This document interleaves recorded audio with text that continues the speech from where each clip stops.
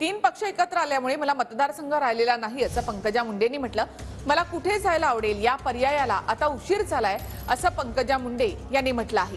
राज्यसभा निवडणुकीच्या तोंडावर बीडमध्ये पंकजा मुंडे यांनी हे वक्तव्य केलं. तर विधान परिषद राज्यसभा निवडणूक आली की मी माझं नाव चर्चेत येतं असं पंकजा मुंडेंनी म्हटलं. मी पदाच्या प्रतीक्षेत असल्याचं लोकांना आणि मीडियाला वाटतं असं पंकजा मुंडे यांनी म्हटलं.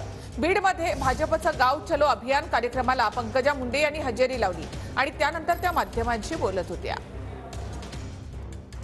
या युतीमुळे युती नाही, हे जे आता आमच्याबरोबर नवीन पक्ष, तीन पक्षांचं जे सरकार आहे त्याच्यामुळे साहजिक एक प्रश्नचिन्ह आहे की मला मतदारसंघच राहिला नाही.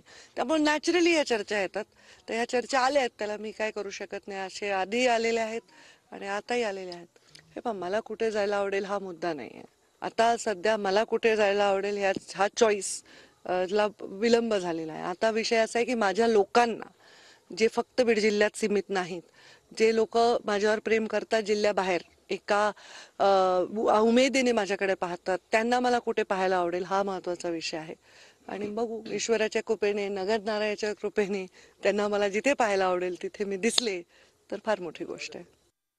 माझ्या कोणती निवडणूक गेल्या 5 वर्षात आली अशी की ज्याच्यात माझं नाव नव्हतं, सांगा बरं. कोणती विधान परिषद आली, राज्यसभा आली, त्या कुठल्याही निवडणुकीमध्ये माझं नाव नेहमी चर्चेला येतं. त्याच्यामुळे मला ह्याच्यात काही नाविन्य वाटलं नाही.